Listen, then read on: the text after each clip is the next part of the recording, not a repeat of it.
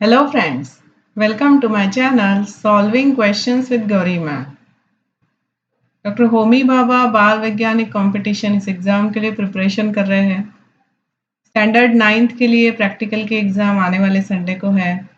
Exam के लिए आपको बहुत बहुत शुभकामनाएं। बहुत अच्छे से पेपर को सॉल्व करिए, जो पूछा है उसके बारे में ठीक से लिखिए। आइए आज सॉल्व करने जा रहे हैं फिजिक्स का एक एक्सपेरिमेंट। आप जानते हो वीडियो में ली गई सारी इमेजेस हमारी ऑथेंटिक बुक मेनका पब्लिकेशन की बुक से ली गई है।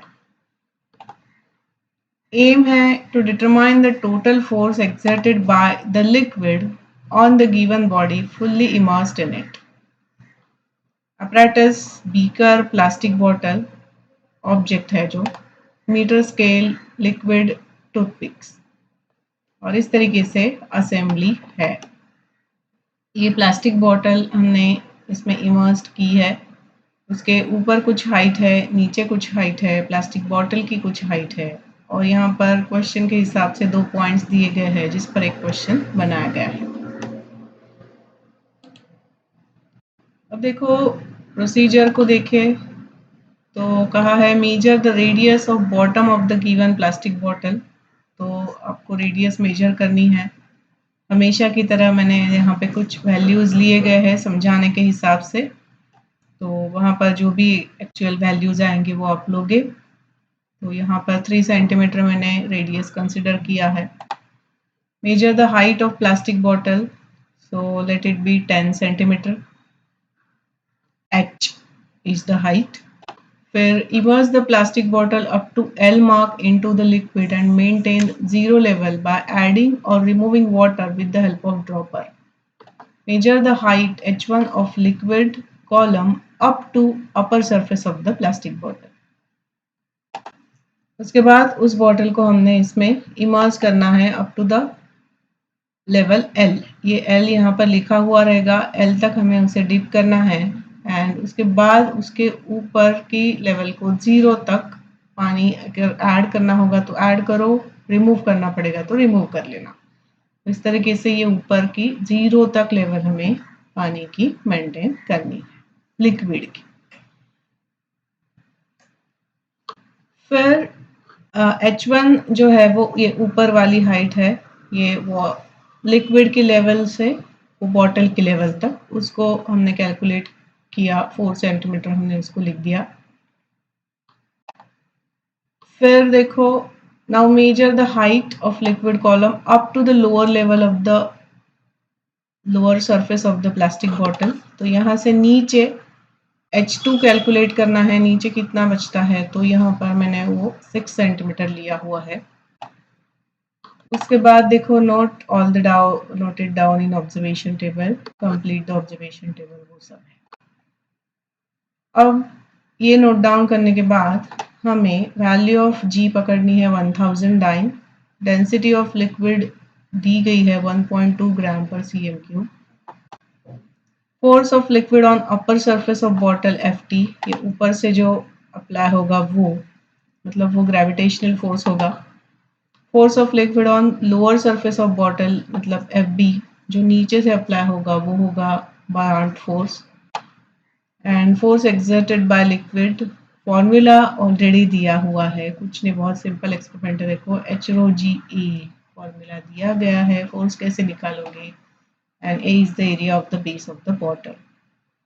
तो ये बॉटल है सर्कुलर शेप की, रेडियस दिया गया है, सो पाई आर स्क्वायर यूज करके आप एरिया निकाल लोगे। 28.26 मैंने जो वैल्यूज ली है उसके हिसाब से आ रहा है। और HρGA इस फॉर्मूला को यूज करके you can calculate Ft and Fb। Are you getting? और बाद में F liquid is equals to Fb minus Ft, वो भी उन्होंने दिया है, बस उसको कैलकुलेट करो, कैलकुलेशन ठीक से करो। राइट, बहुत सिंपल है। यहाँ पर H2, ये यहाँ थोड़ी सी गलती है, H2 ये नीचे होना चाहिए क्योंकि H is the height of bottle, तो H1 ऊपर का और H2 नीचे का। यहाँ पर जो डिस्क्रिप्शन में दिया है ये देखो, measure the height of liquid column up to lower surface, तो H2 ये नीचे है, राइट। इसके बाद हमें आंसर द फॉलोइंग क्वेश्चंस। तो पहला क्वेश्चन है, F is a buoyant force acting on the body of weight W, then in what condition F and W will be same।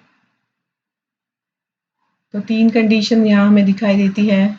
If F is greater than W, buoyant force अगर wait से ज़्यादा होता है, then body will rise to the surface and float, इस तरीके से।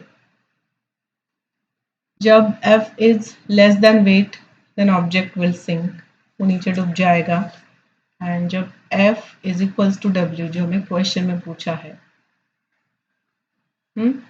when the object, then the object can remain suspended in its present depth, वो float करेगा, वो ना सिंक होगा ना वो सरफेस पर आ जाएगा, but will float in water और जो भी लिक्विड है उसमें।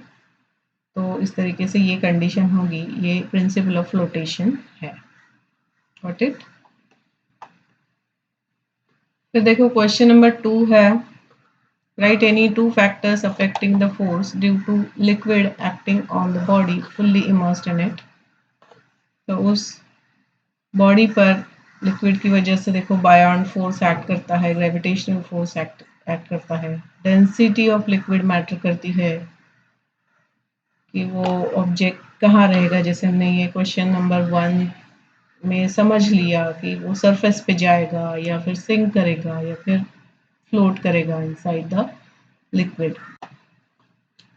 और volume of the body also matters. तो ये सब फैक्टर्स है, इसमें से जो भी आपको वहाँ पर याद आए, दो फैक्टर्स आपको लिखने हैं।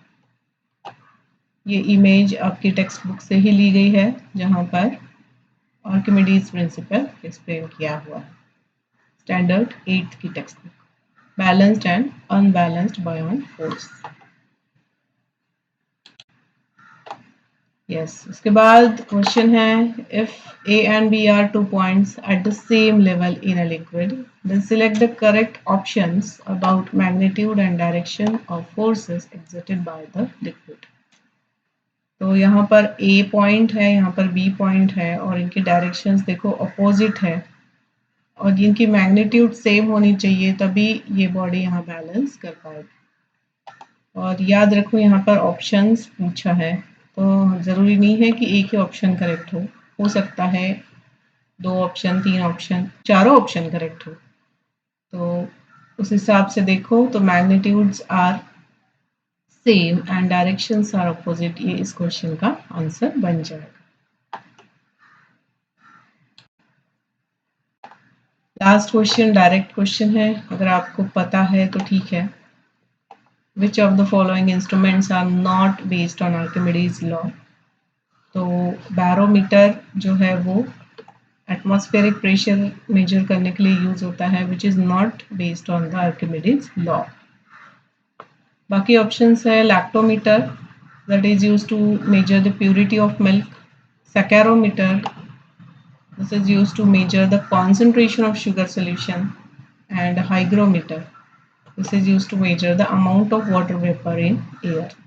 तो ये तीनों इंस्ट्रूमेंट्स जो है वो आर्किमिडीज लॉ के ऊपर बेस्ड है। तो बैरोमीटर इस क्वेश्चन का आंसर बन जाएगा। इसके अलावा देखो, Archimedes law is also used in construction of ship and submarine, तो ये भी बात याद रखना। राइट, तो इसके साथ आज का वीडियो यहाँ कंक्लूड कर रही हूँ। एग्ज़ाम के लिए अच्छे से प्रिपेयर करो, और वहाँ पर सारी प्रोसीजर दी गई है, उसके हिसाब से फॉलो करते जाओ, आप आंसर तक पहुँच पाओगे। ठीक है ना, फॉर्मूला दिए गए हैं, एग्जैक्टली क्या वैल्यूज़ लेनी है वो आपको बस मेजर करनी है, राइट। तो अच्छे से देना एग्ज़ाम, 3rd लेवल के लिए क्वालिफाई होना। All the best, thanks for watching.